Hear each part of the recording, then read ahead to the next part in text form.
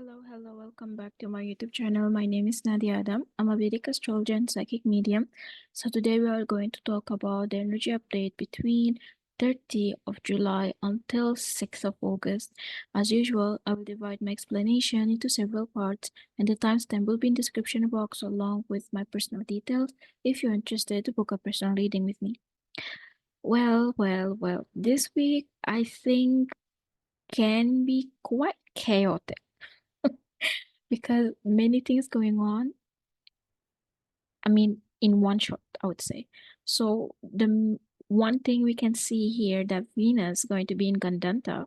All right, it's actually been in Gandanta since yesterday, and it will continue being in Gandanta until you can say 1st of August. Okay, so Venus Gandanta in Gandanta point will be until 1st of August. And then this is the first thing going to happen. The second thing what's going to happen is Mercury is going retrograde, okay, RX, which is gonna happen between 6th of August until 29th of August. And at the same time, which is the third event of this week, we're gonna have the new moon. New moon, okay, around 6th or 5th, depending on your location. All right. So let us start one by one. We're having here Venus in Gandanta, which is will kind of meet up with Mercury, which is going backward. This can be very significant for a relationship and partnership. All right. So what is Gandanta first and foremost? I will link I mean the description about that, which I already wrote a while ago on my website, so you can go through it in order for you to understand what is Gandanta. But basically, it's the point between 29th of water sign till 1.5 degree of fire sign.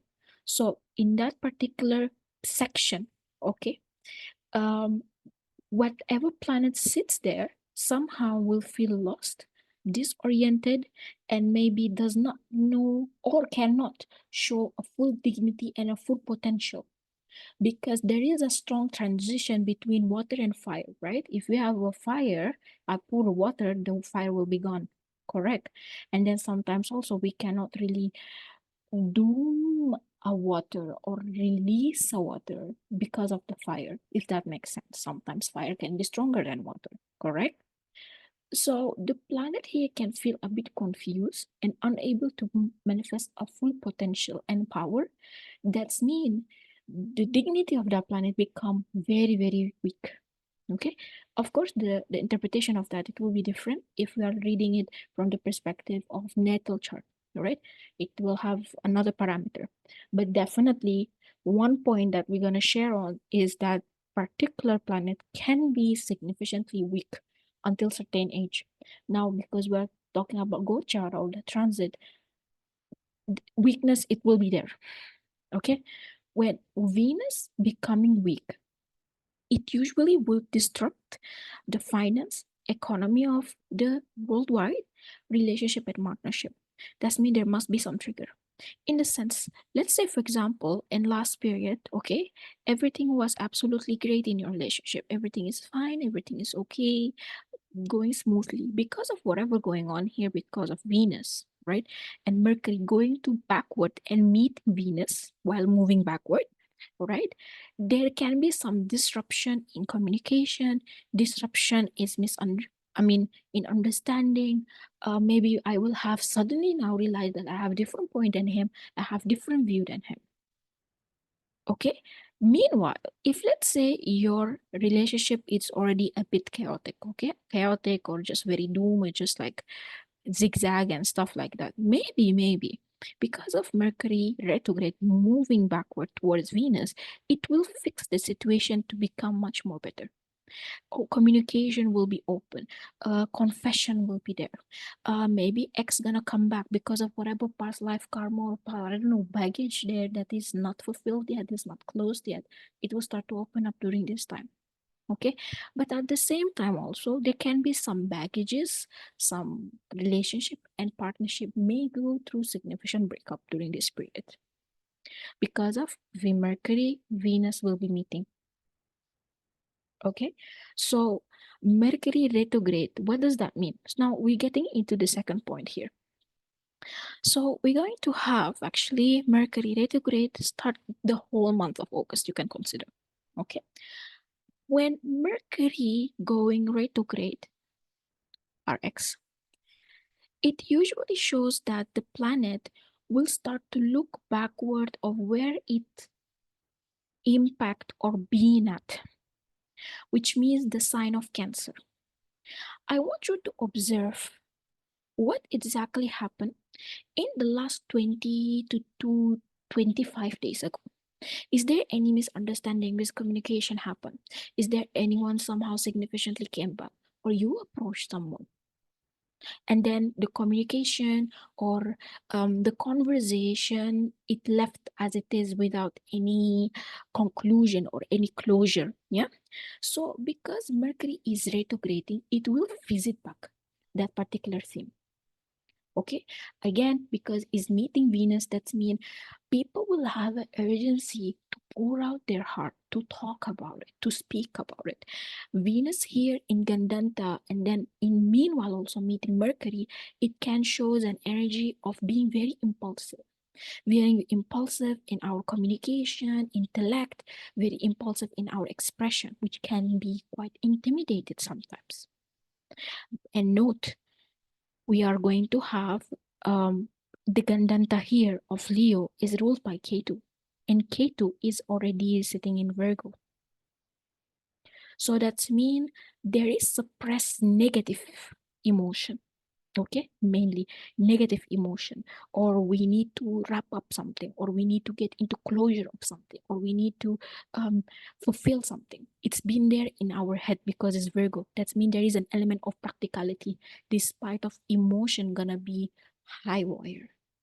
There is an element of practicality that I need to wrap up something, I need to get a closure of something, I need to do something in order for us to be able to manifest something which is much more better or much more tangible and secured.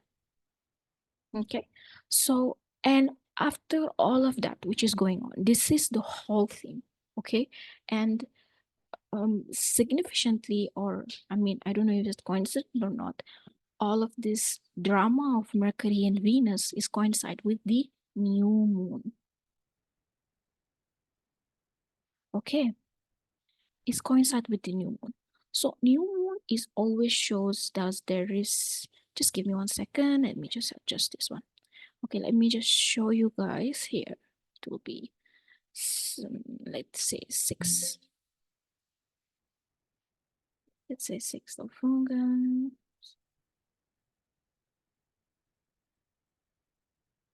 Okay, we already passed it in this case.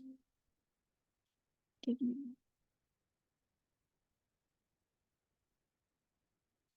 6th of August, 5th of August.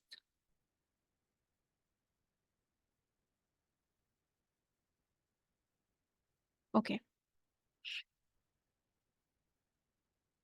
So let us just make it as Kalapurusha here. Here we go. So the new moon that is going to happen here will be in Ashlesha Nakshatra, which is already ruled by Mercury, which on this point will be either retrograding or just started to retrograde. It depends on your location. All right.